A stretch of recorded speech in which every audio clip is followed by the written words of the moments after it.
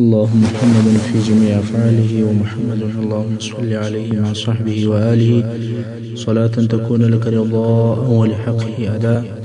أما بعد، رسول صلى الله عليه وآله وسلم د سیرت څلور دیرشمه برخه. اوس به د هجرت هغه لوی واقعات درته بیان سي. اول امام بخاری رحمه الله د ابو بکر صدیق رضی الله عنه څخه روایت کوي چې وایي په دغه شپه چې موږ رهیسو دغه ټوله شپه او سبا بیا تر غرمې پورې متګ او مزل وکړي. کله چې غرمه سوه او لار فارغه سوه، هیڅوک پر دغه لار نه تېرېدی. په لاره کې مو یو ډېره لوړ ډبره او اوږده ډبره ولیدل چې سایه یې درلودل او پر دغه ځای لمر نه راتلی. نو مو د دغه ډبرې سره واړول.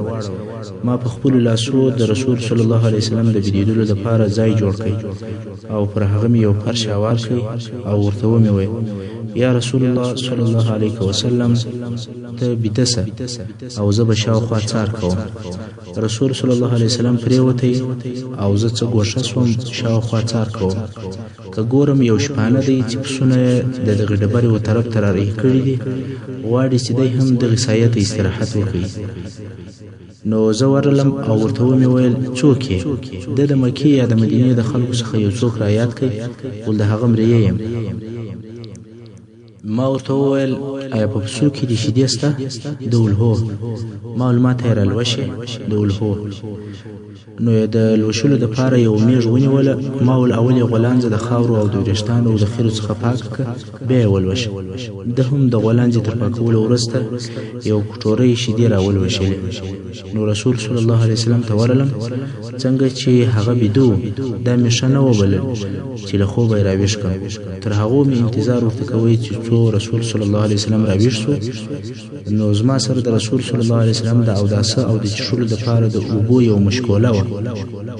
نو مې د دغه مشکولې څخه دغه د شیدو پر لوښو باندې اوبه توکې چې څه یخې سي. بیا مې رسول صلی الله علیه وسلم ته وویل: یا رسول الله، ویې څښه. رسول صلی الله علیه وسلم هم تر هغو وڅښلې چې زه راضي سوم او دی صلی الله علیه وسلم اوبه سو. بیا رسول صلی الله علیه وسلم راته وویل: آیا د تلو وخت نه دی؟ ما ویل: هو یا رسول الله. بیا نو له هغه ځایه رهي سو. دویمه واقعه: څنګه چې ابوبکر صدیق رضی الله عنه تاجر و، ګشته او مشهوره سړی و، هر چا پیژندی. او رسول صلی الله علیه وسلم کورنۍ سړی و، هر چا پرنګ نه پیژندی. اوس چې دوی دوه سره ملګري دي، نو که به په مخه څوک ورلی، د ابوبکر صدیق رضی الله عنه څخه به یې پوښتنه وکول چې دا څوک دی. ابوبکر صدیق رضی الله عنه به ورته وویل: دا سړی لار راښیي.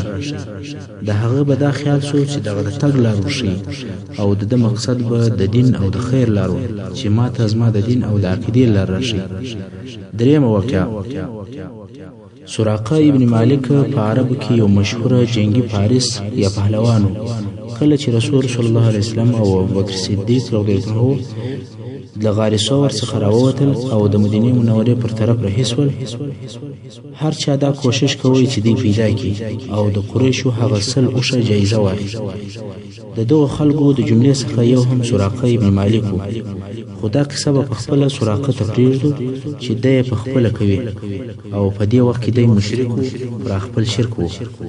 سراقه ابن مالک وایي چې زه د خپل قوم سره په مجلس کې ناست وم چې یو سړی د باندې څخه د مکې مکرمې راغلی. موږ ناست وو، دی راته ودرېدی. ویل: یا سراقه، دغه اوس مې د دریاب د غاړې سره یوه سیاهي ولیدل چې فلاني طرف ته رهي وه. ګمان کوم چې دا به محمد صلی الله علیه وسلم او د هغه ملګری وي. سراقه وایي: زه پوه شوم چې دغه نفر دوی دي، خو د دې دپاره چې هغه د قریشو جایزه یوازې زه واخلم، نو مې خبره واړول او سړي ته مې وویل: دا دوی نه دي، بلکې تا پلانی او پلانی لیدلی دي چې زموږ په مخ کې رهي سول. سراقه وایي: زه په دغه مجلس کې کښېنستم، داسې کار او حرکت نه کوم چې څوک راپوسي. د قوم د مجلس تر اخره ورسره ناست وم، نه ولاړېږم، ځکه که ولاړ سم هغه نور پوښتنه کوي چې چیرې ځې. نو خود خبرې او مجلس ورسره کوم. کله چې دوی ولاړ سول، زه هم ډېر ژر کور ته ولاړم او خپل یو مینځي ته مې وویل چې زما آس وباسه، د پلانۍ غونډۍ تر شا ودرېږه او زما انتظار کوه.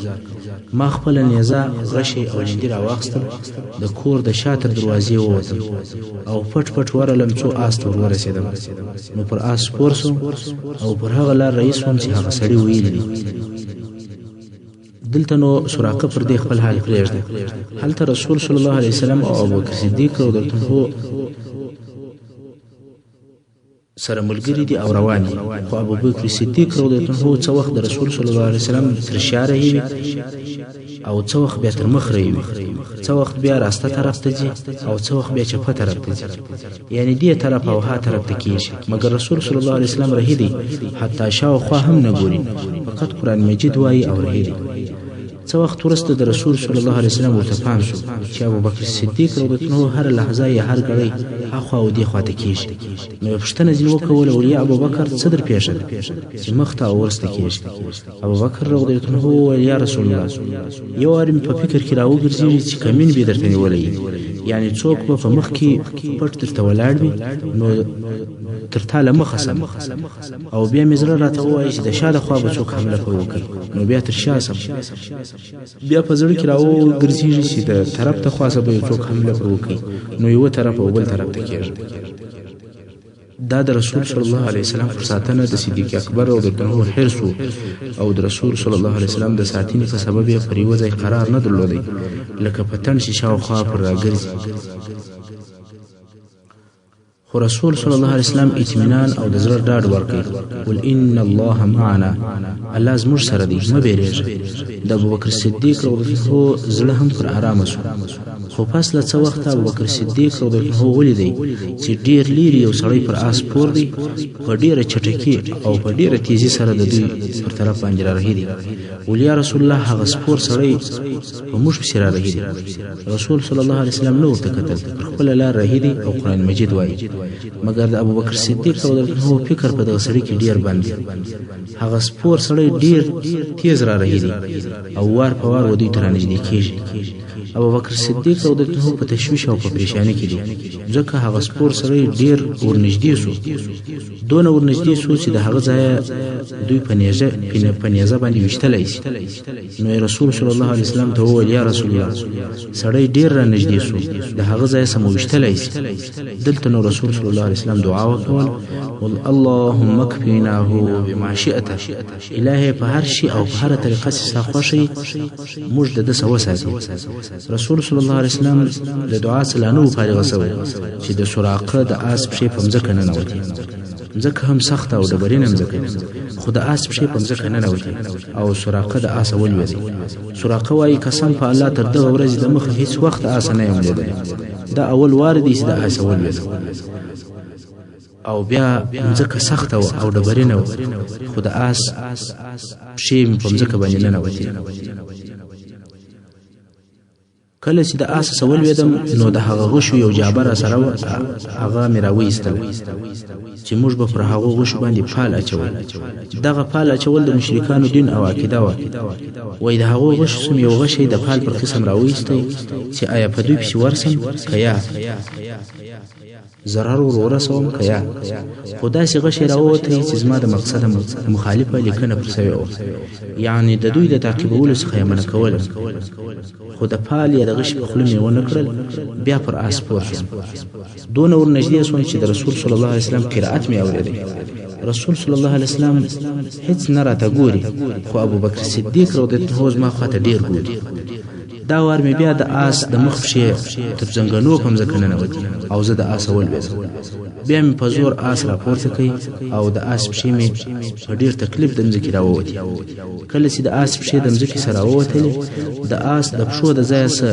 یو ځلیدونکی ګرځ لکه دود دا رقم دا راووتی او د اسمان خواته پورته شو بیا مې هغه خپل د پال غشي راوېست خو د غشي څخه بیا داسې غشي راووتی چې زما نه وخوښ اوس نو سراقه پوسو چې دوی ساتل سوي دي څوک نشي ورنږدې کېدل سراقه وایي نو مې ورنارې کې الامان الامان اوس سراقه امان غواړي حال دا دی چې دی د هغه سلو اوښانو انعام د اخیستلو دپاره د دوی په وژلو پسې راغلی بیا نو رسول صلی الله علیه وسلم او ملګری یې ودرېدو سراقه وای دغه حالات ما ولیدل، ما ته دا معلومه شول چې د رسول صلی الله علیه وسلم دین بشکاره او غالب شي. نو پر آس سپور شوم او ورلم. رسول صلی الله علیه وسلم ته وویل ستا قوم پر تا باندې سل اوشه جایزه او انعام یې شي. او په هغه حالات می خبر کړي چې خلکو د صلی الله علیه وسلم په باره کې فکرونه درلودل. او بیا مې ورته وویل که خواړه یا کالو ته ضرورت لري درته راوړم. خو دوی شی نه وغوښتی، فقط وی ویل چې زموږ حال در سره وساته، یعنی چاته مه وایه چې موږ چیرې یو. ما ویل دا چې زه ستاسې حال نه وایم، د دې په مقابل کې څه شي راکوي. تاسې ښه متوجه سئ. رسول صلی الله علیه وسلم نه ورته وویل چې د مدینې شریفې څخه به یا وڅکي یا خرما درته راولېږو او نه د کومو پیسو وعده ورسره وکړو، بلکې رسول صلی الله علیه وسلم ورته وویل څنګه به یې یا سراقه چې د کسرا بنګړي یا وشي هغه ستا په لاس وي. تاسې ته معلومه ده چې د پارس باچا ته کسرا ویل کېږي چې په هغه وخت کې د پارس باچاهي د مځکې پر مخ تر ټولو لوی باچاهي وه او د دغه کسرا به د سرو زرو بنګړي په لاس ول. اوس رسول صلی الله علیه وسلم د سراقه څخه پوښتنه کوي چې د کسرا هغه بنګړي ستا په لاس وي، ستا د زړه احساس به څنګه وي او څه حال او څه کیفیت به وي. سراقه ته دا خبره ډیره عجیبه او بې مفهومه معلومه شوه چې دا څه وایي او دا څنګه خبره. نو الکسرای نوشیروان شه. رسول صلی الله علیه وسلم وفرمایل هو نوشیروان چې د پارس باچا دی او د هغه بنګړي ستا په لاس وي، ستا به څه احساس وي. اوس نو دغه خبرې او موضوع ته توجه پکار چې یو نفر د خپل قوم په پټه او په هجرت راوځي او د ده پر سر د قوم د طرفه سل اوشه جایزه ایښودل سوې وي او د ده سر یې پکار وي او دغه اوس د ده سره هیڅوک او هیڅ قوت هم نشته، خو دغه نفر وایي چې دی او د ده دین به د مځکې د باچاهانو پر هغه لوی باچاهي باندې کامیابه سي او د هغه باچا هغه بنګړي به د سراقه په لاس وي. نو عقلا دا نه سرلګېږي او عقل یې نه کړی. دا عجبه ده.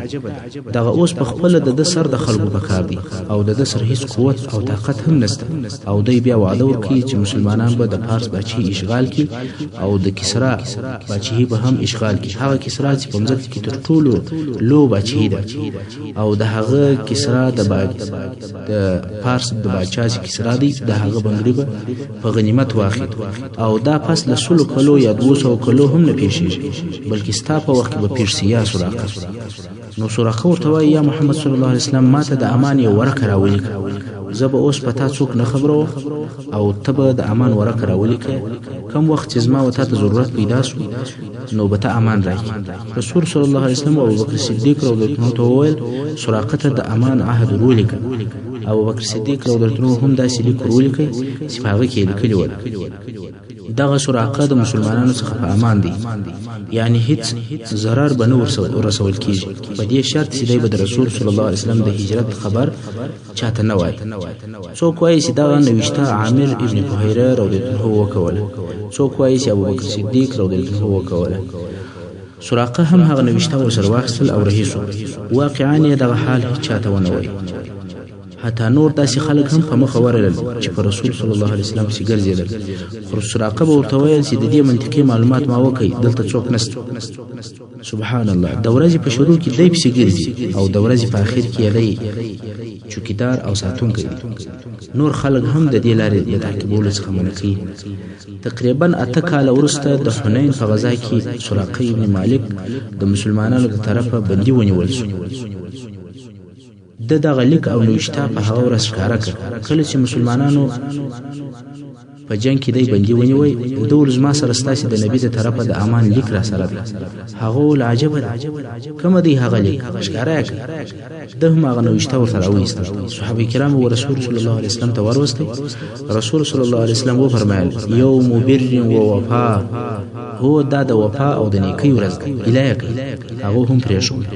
رښتیا هم دا پر هغه وعده وفا وه چې ډېره موده مخکې یې ورسره کړې وه، ځکه د حنین غزا تر هجرت 8 کاله وروسته او د مکې مکرمې تر فتح کولو 2 ورځې وروسته پیښه شوه او سراقه په هغه ورځ د دغه لیک په واسطه خلاص شو.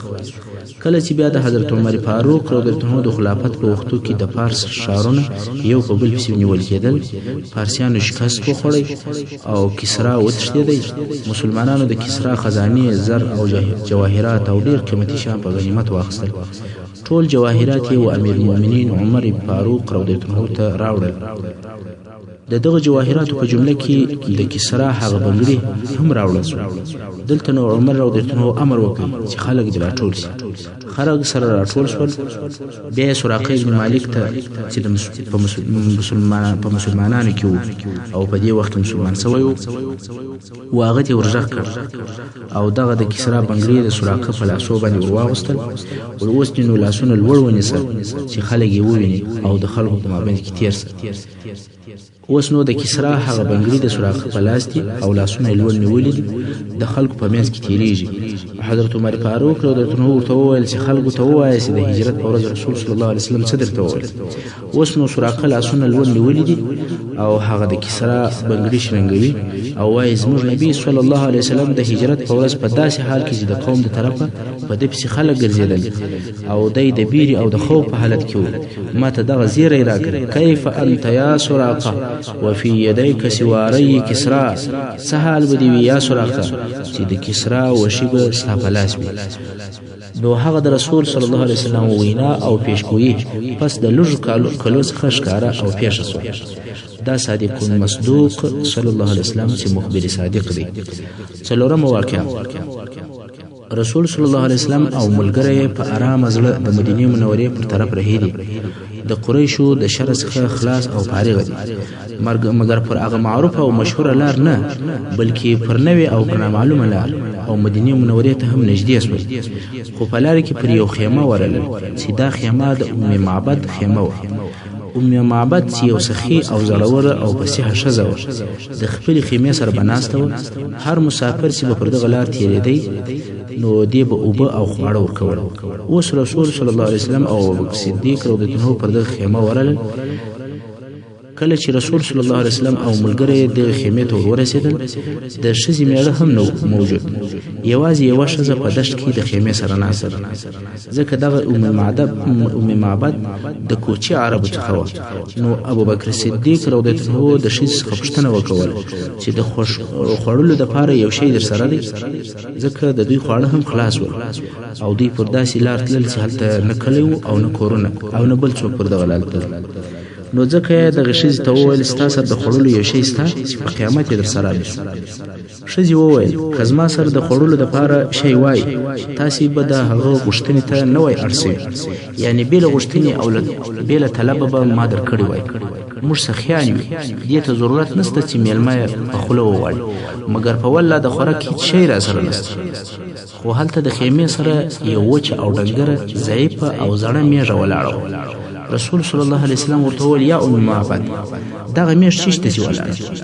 ښځې وویل دا یو میږ ده چې ضعف او ډنګرتیا د رمې څخه پاته کړې ده، پر پښو لا نشي تللی، دلته په خیمه کې ولاړه. رسول صلی الله علیه وسلم وفرمایل شیدې نه لري؟ ښځې وویل دا تر دې ډېره ضعیفه ده چې شیدې دي. رسول صلی الله علیه وسلم وفرمایل اجازه راکوي چې دغه میږ ولوشم؟ ښځه په حیرت کې شوه دا څه وایي؟ وچه او ډنګره میږه ده او دی وایي چې زه به یې ولوشم. ښځې وویل که شیدې کې ستا خو ویلوش. رسول صلی الله علیه وسلم په خپل مبارک لاس د میږې غولانځه مسح کړ او بسم الله یې وویل. د میږې د غولانځې څخه شیدې راتوی. ښځې ته وویل یو لوښی راکړه. هغې هم دونه لوښی ورکړ چې د یو غټې ډلې بسېدل. رسول صلی الله علیه وسلم هم د میږې څخه شیدې رالوشلې، دونه شیدې راولوشلې چې هغه لوښی ډک شو. اول یې ام معبد ته شیدې ورکړې، هغې تر مړېدلو او تر اوبه کېدلو پورې وڅښلې. بیا د رسول صلی الله علیه وسلم ملګرو وڅښلې او بیا رسول صلی الله علیه وسلم پخپله وڅښلې. دویم وار یې بیا میږ ولوشل او د ام معبد ټول هغه لوښي چې د دې د شیدو دپاره په کور کې ورسره ول هغه یې ټول ورډک. دا ورته ګوري او په تعجب کې ځکه هغه میږ ده چې د دې سره وه او دا په خبره ده چې دا وچه میږ ده او ضعیفه ده او ډېره ډنګره ده. اوس یې دونه شیدې وکولې چې دا په خپله ورته حیرانه. خیر رسول صلی الله علیه وسلم او ملګری ابوبکر صدیق رضی الله عنه جن رئیس ول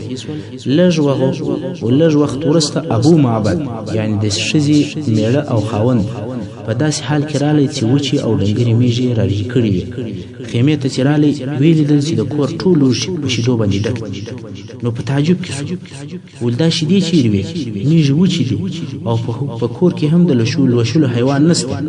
ښځې وویل دلته یو مبارک سړی تېرېدی، دغه ټولې شیدې د دې وچې او ډنګرې میږې سول وشي او دا د هغه مبارک سړي برکت دی. ابو معبد وویل دغه سړی والله هغه د قریشو صاحب او ملګری بوله چې مقصد رسول صلی الله علیه وسلم او ولته د چهره او د قیافې بیان راته وکړ. یا ام معبد، دغه د ام معبد قصه ټول مؤرخینو د تاریخ علماو او پوهانو بیان کړي او د دې سبب چې ټول مؤرخین دغه قصه بیانوي هغه دا دی چې ام معبد یو هوښیاره، پوه، ذکي او ډیره فصیحه ښځه وه. په ژبه کې ډیر فصاحت او بلاغت و. د سیرت په ټولو کتابو کې او په ټولو هغو احادیثو کې چې د رسول صلی الله علیه وسلم د قیافې وصف پکې بیانېږي، هیڅ چا د رسول صلی الله علیه وسلم د قیافې داسې دقیق او فصیح وصف نه دی بیان کړی لکه څنګه چې دغه ام معبد بیان کړی. سره د دې چې ام معبد بیله دغه یو وارې بیا رسول صلی الله علیه وسلم نه دی لیدلی. هغه صحابه کرام چې د رسول صلی الله علیه وسلم سره به کلونه تیر کړي ول، هغه د رسول صلی الله علیه وسلم د قیافې دغه وصف نه دی بیان کړی او نه بیانولای سوای لکه ام معبد چې بیان کړی. نو له دې جهته علما کرام د رسول صلی الله علیه وسلم د قیافې په وصف کې هغه اساسي مرجع د ام معبد حدیث بولي. که څوک د رسول صلی الله علیه وسلم د قیافې وصف او بیان غواړي، د ام معبد تر حدیث بل دقیق او واضح حدیث نشي پیدا کول.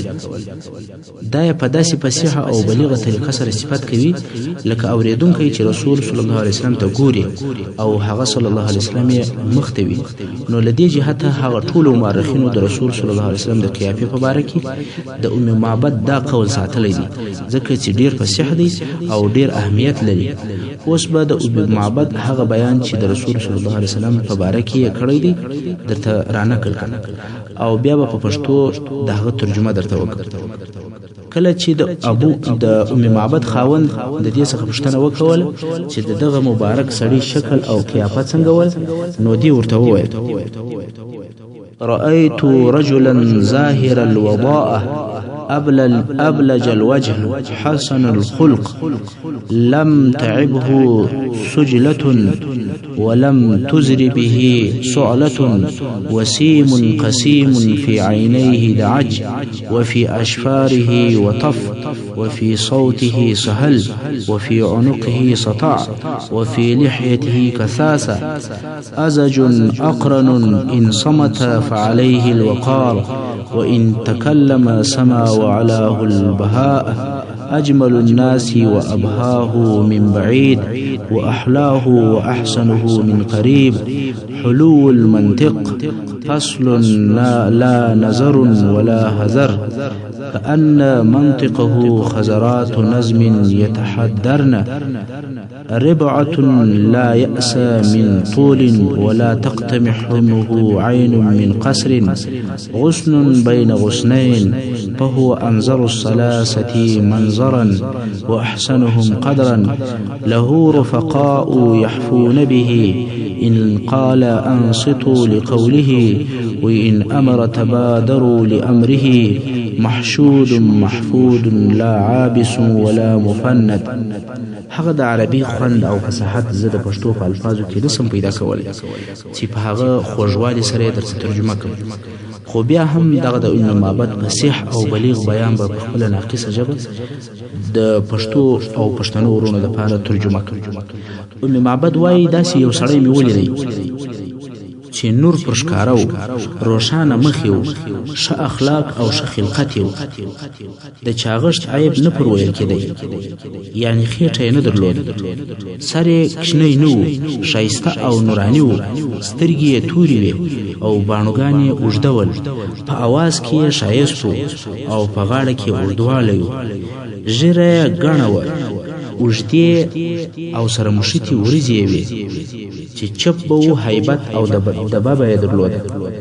او کبه خبرې کولې هوښیارې او د محبت ډکې خبرې به کولې د لیرې تر ټولو ښه ایسېدی او د نږدې څخه تر ټولو ښایسته او عزتمن و خبرې یې خوږې وې سره جلا جلا وې نه ډېرې وې نه لږ وې یعنې نه ډېرې خبرې کولې چې پر چا وغمیږي او نه دونه لږ وې چې څوک په پوه نه سي هره خبره یې جلا او د فهم وړ وه خبرې یې لکه پیولل سوي ملغلرې یوه په بل پسې راتویېدې چارشانه و په جګوالي کې یې کمی نه او نه په سترګو کې ګردۍ معلومېدی یعنې نه جګو نه ګردۍ د دوو شاخو یا د ګلدستو په مابینځ کې یو شاخ یا یو ګلدسته وه او په درو سرو کې ده ته ډېر کتل کېدل د دې خبرې سي مقصد رسول صلی الله علیه وسلم او د ده ملګري سي ابوبکر صدیق دی او عامر ابن فهیره دی یعنی دوی درې لکه د ونې درې شاخونه یا د ګلانو درې ګېډۍ داسې دي خو سترګې د ده څخه نه اوښتل کېدې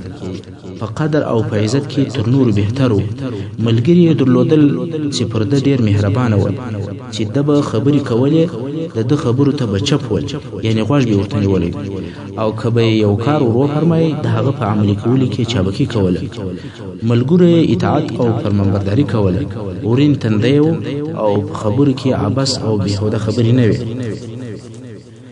دا د رسول صلی الله علیه وسلم د قیافې هغه بیان و چې معبد خپل میړه یا خاوند ته د رسول صلی الله علیه وسلم علامې ویلې نو ابو معبد د ښځې میړه وویل والله دا د قریشو هغه صاحب او ملګری دی چې موږ یې په مکه مکرمه کې خبرې اورېدلې او زما دا قصد دی که مې په وسه پوره شوه چې د ده ملګری به کېږم یعنې که موقع برابره شوه ملګرتیا به کوم دا د رسول صلی الله علیه وسلم د هجرت د لارې هغه واقعه وه چې د ام معبد سره ولیدل په دې وخت کې چې رسول صلی الله علیه وسلم د ام معبد خیمې ته ورغلی هلته په مکه مکرمه کې په لوړ اواز سره ځینې بیتونه ویل کېدل چې خلکو اورېدل خو د بیتو ویونکی نه لیدل کېدی هغه بیتونه داسې وو جزا الله رب الناس خیر جزائه رفيقين حلا خيمتي أم معبد هما نزلا بالهدى واهتدت به وأفلح من أمسى رفيق محمد فيا لقسي ما زوى الله عنكم به من فعال لا تجازي وسودد لهن بني كعب مكانا فتاتهم ومقعدها للمؤمنين بمرصاد سلوا أختكم عن شاتها وإنائها فإنكم لو تسألوا الشاة تشهد دعاها بشاة هائل فتحلبت عليه سريحا ضرة الشاة مزيد فغادرها رهنا لديها لهالب يرددها في مصدر ثم مرد اسماء رضی الله وای کله چې رسول صلی الله علیه وسلم د غار ثور څخه ولاړی موږ ته دا نه و معلومه چې رسول صلی الله علیه وسلم چیرې او کومې خواته ولاړی تر څو چې د پیرانانو څخه یو نفر د مکې مکرمې د کښتې خوا څخه رالی او دغه ذکر شوي بیتونه یې ویل خلکو اواز اورېدی او په پسې ول خو څوک یې نه لیدی تر څو چې دغه د اواز خاوند د مکې مکرمې تر لوړې خوا ووتی نو اسماء رضی الله وایي کله چې موږ دغه بیتونه واورېدل موږ پوه شو چې رسول صلی الله علیه وسلم د مدینې منورې پر طرف ته هیلي پنځم کله چې رسول صلی الله علیه وسلم د مدینې منورې طرف ته رهیو ابو بریده رضی الله تعالی عنه چې دا بیا وروسته مسلمان شو او اسلام یې راوړی په دې وخت کې لا د اسلام نو راوړی چې د خپل قوم مشر او رئیس دا په مخه ورلی هغه هم د ابو بریده د دې لپاره راوتلی و چې رسول صلی الله علیه وسلم او ابوبکر صدیق رضی الله عنه ونیسي او د قریشو هغه اعلان شوی لو جایزه واخلي. خو کله چې د رسول صلی الله علیه وسلم سره مخامخ شو او خبرې ورسره وکړي پر هغه ځای د خپل ټول قوم سره چې تقریبا اویا نفر ورسره راوتلي ول ټول مسلمانان سو او بیا خپل لنګوټه د نیزې پر سر د بیرغ پر قسم باندې وتړله او دا اعلان وکوي چې د امن او د سلامتیا هغه باچا رالی چې دنیا به ټوله په عدل او په انصاف ډکه کړي.